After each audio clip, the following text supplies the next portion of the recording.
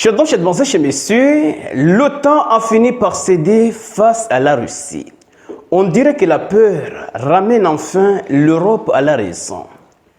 Elle a pris au sérieux la menace russe. Toute présence étrangère en Ukraine serait considérée comme une cible légitime. Et maintenant, l'OTAN déclare que si des troupes sont déployées en Ukraine et que les Russes les visent, cela ne sera pas considéré comme une attaque contre l'Alliance. Ni l'article 4, ni l'article 5 de l'OTAN ne seront activés. Et nous savons tous ce que cela signifie. Et c'est dans ce cadre que nous allons aborder en profondeur de cette vidéoconférence. Mais avant d'aller en profondeur, sécurisez la vidéo, poussez les j'aime, laissez vos commentaires et partagez cette vidéo au maximum. Et ceux qui ne sont pas encore abonnés, il est temps de cliquer sur le bouton suivre pour rejoindre votre communauté. Alors, que disent les sources? Selon le vice-président de la Commission de la sécurité nationale du Parlement ukrainien, Reuters, le secrétaire général de l'OTAN, lui a dit que si la Russie attaquait les troupes de l'OTAN sur le territoire ukrainien, l'Alliance ne considérerait pas cela comme une attaque contre ces pays.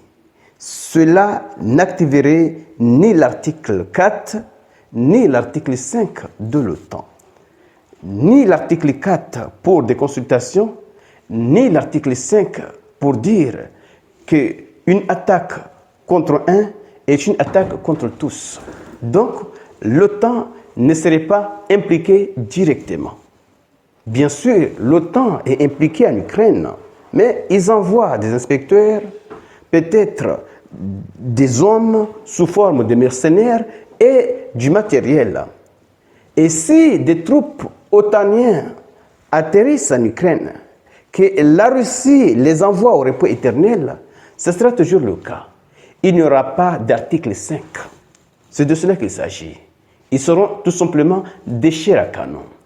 Alors, chez messieurs, la situation change, la situation évolue. Maintenant, l'OTAN commence à prendre la menace russe très au sérieux. Oui, ils ont essayé par toutes les manières pour déployer des troupes otaniennes en Ukraine, jusqu'à créer ce qu'on appelle une commission, en tout cas une coalition de volontaires, composée principalement par des membres de l'OTAN, pour peut-être pousser l'OTAN à une confrontation directe avec la Russie. Mais les avis sont partagés. Tout le monde n'est pas dans cette même réalité. Il y a beaucoup de pays otaniens qui ne souhaitent pas entrer en conflit avec la Russie.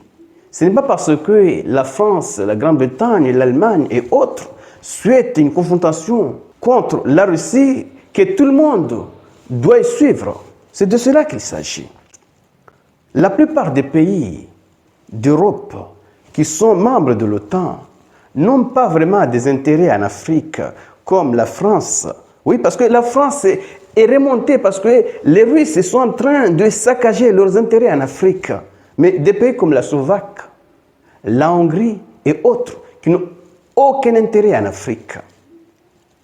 Ils s'en foutent. Ce qu'ils souhaitent, c'est d'avancer, c'est de développer leur pays, mais pas de créer un conflit ouvert avec une puissance mondiale, une puissance nucléaire, l'armée la plus expérimentée à ce jour. Chez messieurs, la nouvelle n'est pas du tout bonne pour la France, l'Allemagne et la Grande-Bretagne. Oui, parce que si il s'agissait simplement d'envoyer des troupes françaises, allemands ou britanniques, ils pouvaient le faire.